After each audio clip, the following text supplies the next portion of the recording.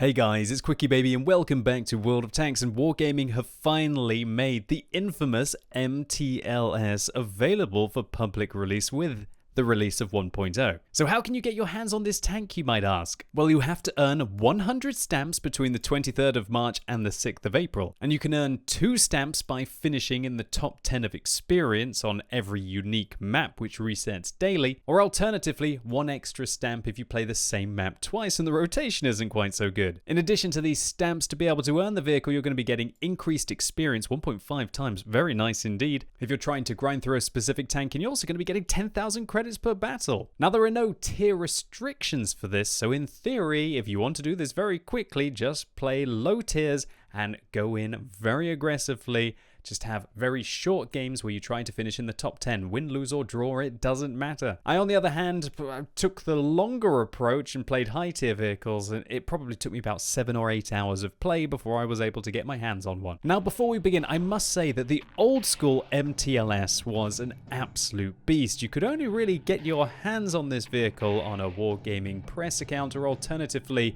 I think in 2012 and 2013, if you went to Tankfest, they still had them on the test accounts there.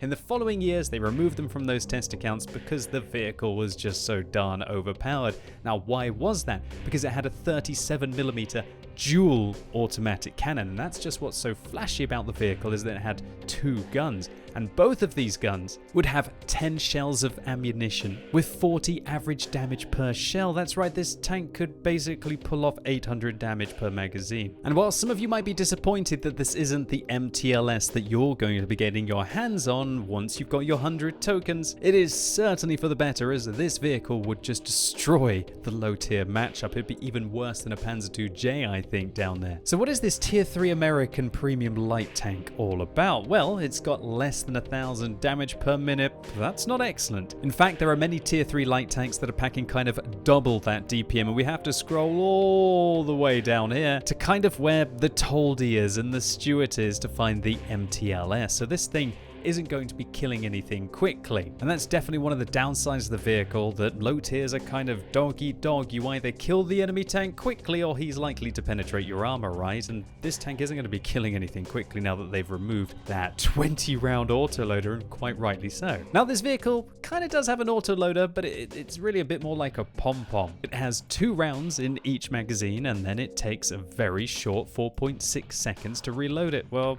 when I think about it, that's not that short, considering you're going to be doing 80 damage if you manage to penetrate both shots with a half-second delay between the shells, and once you've started firing, you can't stop. One thing that's baffling about this vehicle is it carries 700 rounds of ammunition. If you want to fully resupply this vehicle with APCR, the premium ammunition in the tank, you're going to pay 560,000 credits.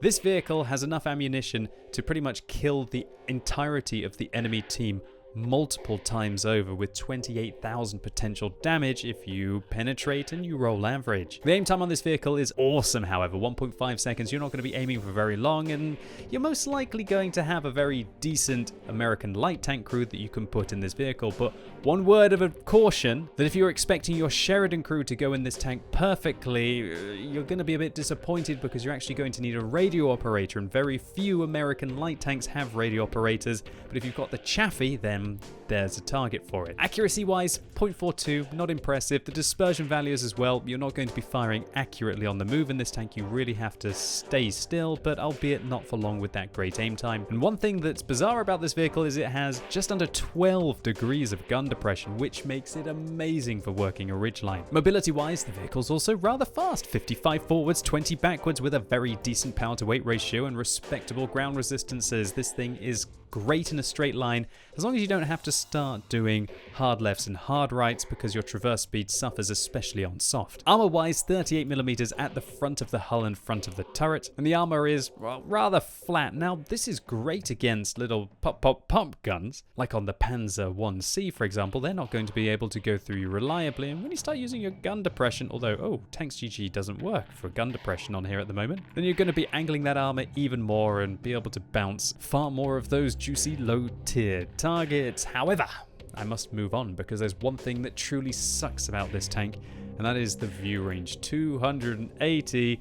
You're not going to be spotting for yourself, even if you have an excellent crew. You're using a premium consumable, using vents on the tank, and you're using binoculars. So definitely watch out for that. This thing isn't the godlike scout that it could have been at tier 3. And of course, because you're using this autoloader, its max range is 400 meters. So there's no doubt this tank isn't a sniper. But you know what? I think that's quite enough jibber jabber. Let's see how it performs on the battlefield.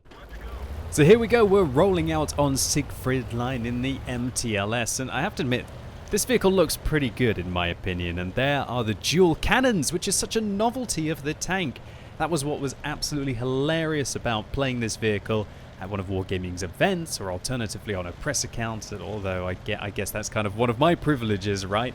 That it was just absolutely crazy that when you started to fire it went bang, bang, bang, bang, bang, bang, bang, bang, bang, and you could fire off 20 rounds. It was absolutely crazy. However, now the gun pretty much does this.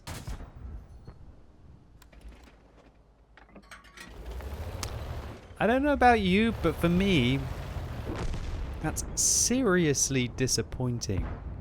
Wargaming had an opportunity here with the first dual cannon tank in the game, I feel, to really do something insanely special, at least in my opinion. And I just don't feel that firing off a couple of shots like that really does a double gun justice. That's it. It just goes bump bum and both guns go back. I don't know, maybe this was historical. I had grand visions when I was going to get this tank that suddenly it would go like do do do do do do do like that. How cool would that have been? So, but nevertheless, I mean, you can still do some good stuff in this tank with that gun. It just feels a little underwhelming for me. One thing I would like to highlight there as well is you might be wondering, well, where did those shells go at that T-29? But remember, and I didn't remember at the time, that with these little autoloaders you can't fire more than 400 meters, which is absolutely brutal because quite often I need to fire at more than 400 meters. Maybe I'm trying to shoot at something that my allies are trying to spot. That's the idea there, right? So definitely something to take into account when you're playing this vehicle, that if you want to try and play a long-range game, it's not really going to work out too well for you. One thing also I'd like to mention is that this tank is rather tall, and it's got these like machine guns on top of the tank, which do look absolutely awesome. And look, I helped the duck up the slope here, and then I find out that apparently unless you get pushed, you can't get up there, at least with the MTLS. But I digress. What was I trying to say? I was trying to say that the camo rating on this vehicle, when I played it, was rather disappointing as well. It doesn't have the best camo at long range. I quite frequently get spotted in the tank, and so you do want to keep out of harm's way. But that's a bit weird because you want to try and scout, but you can't engage your opponents at very long range because of your camo and the fact that the gun only goes 400 meters, and all of that stuff about the vehicle. Now, there's one thing I actually forgot to mention about this tank is that the penetration is really nice for a tier 3. Look at this. Here's a higher tier Soviet. No, he is a higher tier Soviet medium tank. I was just getting so confused about the T-28E F-30. Boy, that is a mouthful on that name. That vehicle used to be the standard T-28 back in the day, and then Wargaming took it out and then they put it back in as a premium vehicle with that 85mm gun.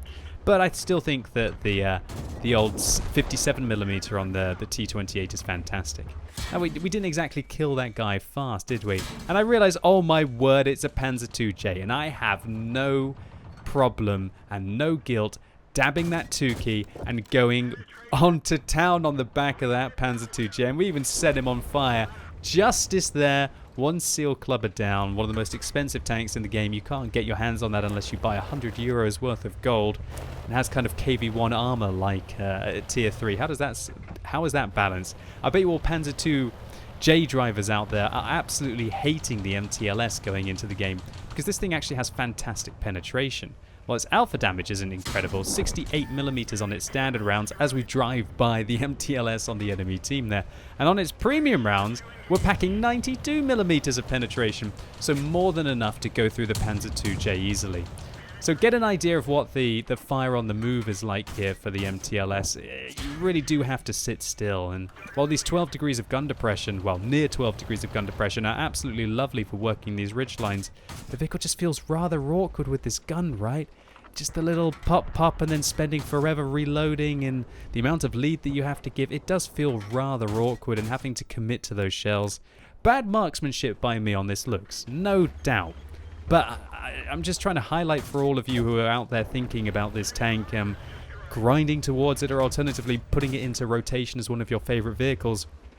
Just be careful with the tank because it really doesn't feel comfortable firing at mid to long ranges. And I'm going to make a bit of a mistake here. I forgot about the Chinese tank destroyer. That tier 3 Chinese TD shuts me down. He picks up his 4th kill and denies me from going on to carry this game. And my thinking for driving out here was that the Lux was going to make his way towards me anyway, so if I just sat behind here, it's likely he's going to bum rush me. The Lago wasn't going to support me, the AMX-40 wasn't going to support me, and the Lux wasn't going to support me, so I thought maybe I can get distance before the tier 4 German light tank rushes over towards me, and then try and engage the Chinese tank destroyer at long range. But didn't really work out for us.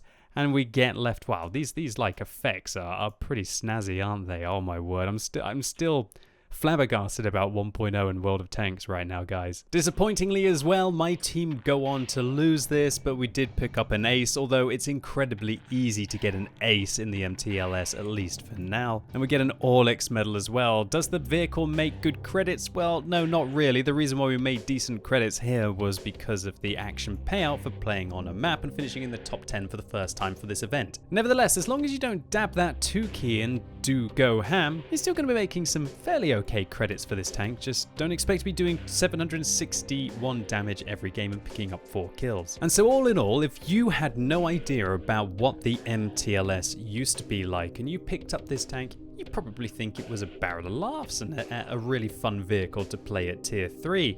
And so I guess I'm maybe being a little bit subjective here, that knowing what this tank used to be like and how fun it was to fire off those bursty magazines, it's just a bit of a disappointment for me, but that doesn't mean that it won't be a fun tank for you. And I do think that it's probably worth just investing.